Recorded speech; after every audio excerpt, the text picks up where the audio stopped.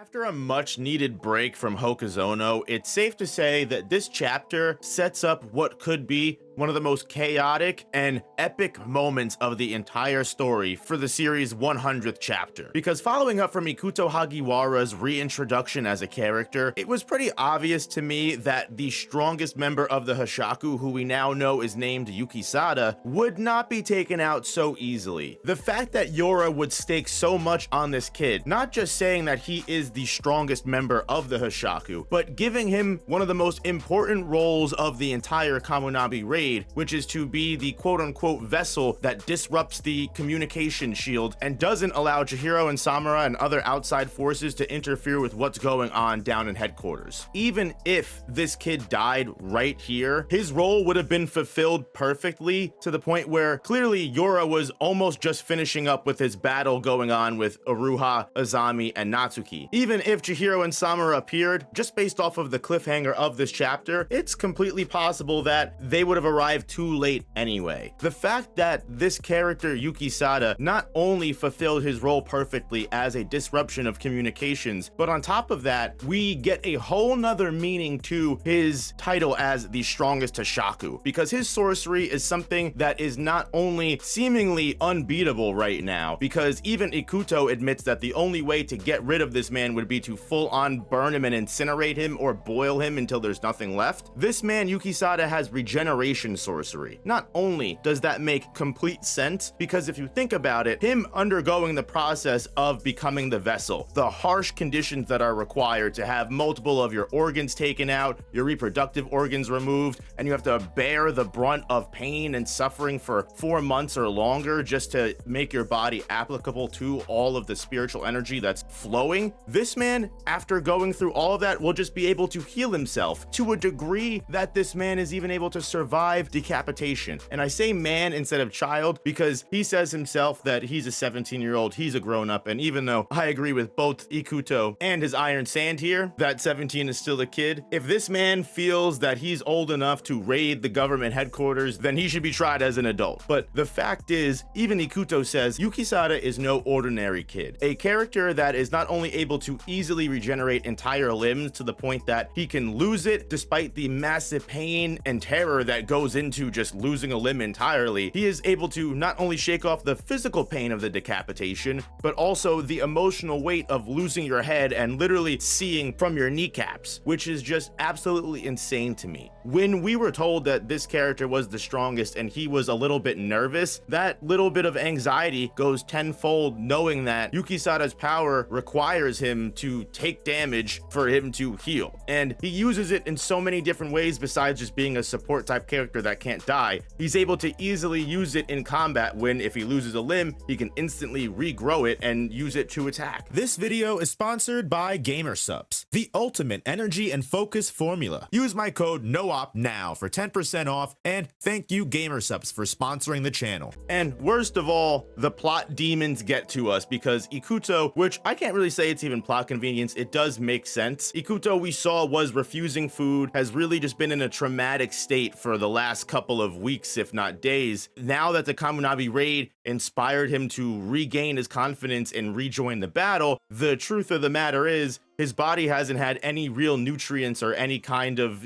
sustenance in ages. Comparable to the Sword Saint, when that character in the Kamunabi that was watching the Sword Saint said it would be unlikely for him to even move just based off of the fact that his body's been deprived of nutrients for 18 years, while Iikuto hasn't been deprived for 18 years. If you don't eat for a couple of days, let alone who knows how long he's just been surviving off the bare minimum, he, after exerting himself so much, collapses to the ground. But thankfully, we have characters like Kiri and Hakori that are able to jump in and pick up the slack almost instantly. And I have to say, when Kiri was first introduced, I thought she was really cool, just off of the fact that her design is really flawless. She has the giant odachi, the fact that she uses it and swings it around herself like a shredder is just super awesome to me. And now that she's getting super cool moments with Hakori, this double tag team of using Hakori's storage space to have her teleport behind Yukisada and potentially do serious damage. I mean, if this guy wasn't just able to survive no matter what you throw at him, they definitely played their cards perfectly well, with Hakori Kiri even using the Odachi, teleporting it, and then using Iso to push it forward with like a force push, like a Jedi.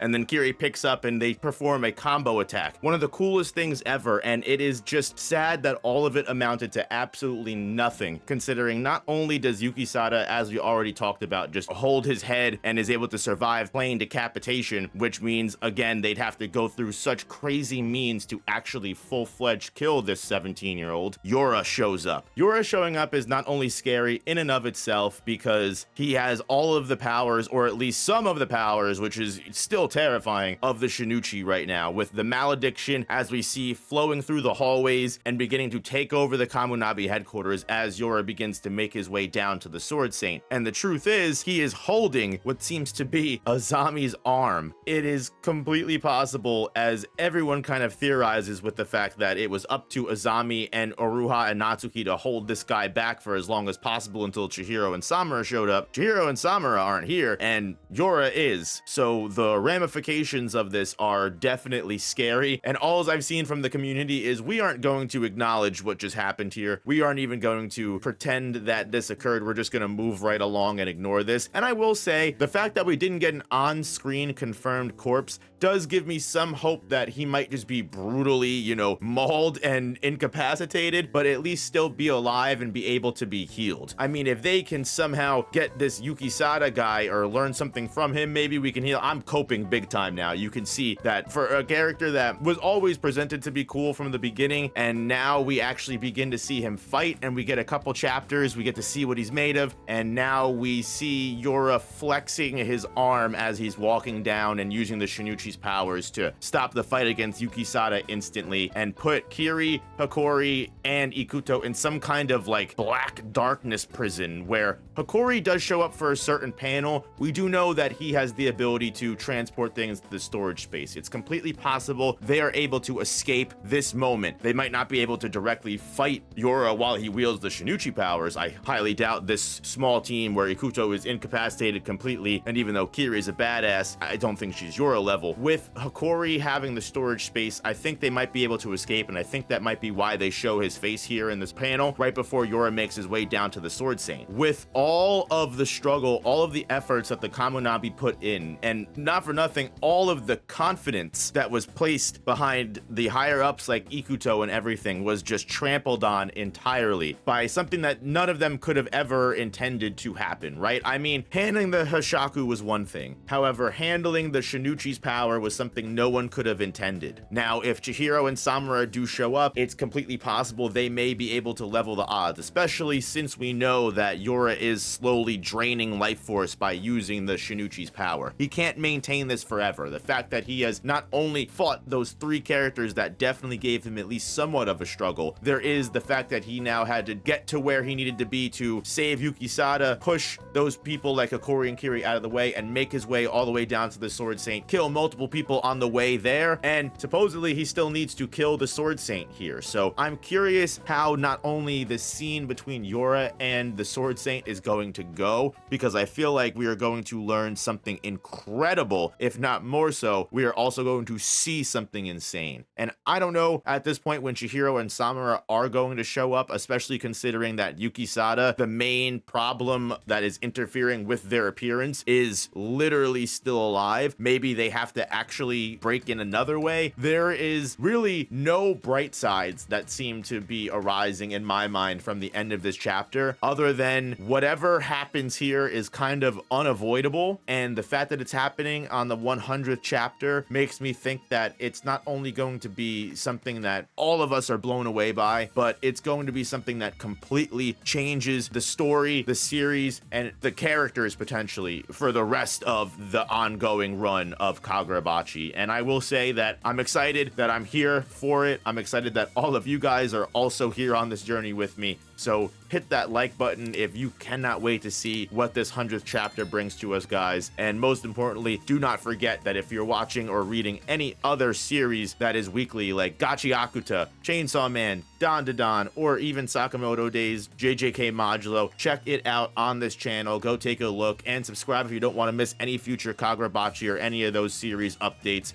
And most importantly, feel free to follow me on all social media like Twitter, TikTok, and I'll see you guys in the next one. Peace.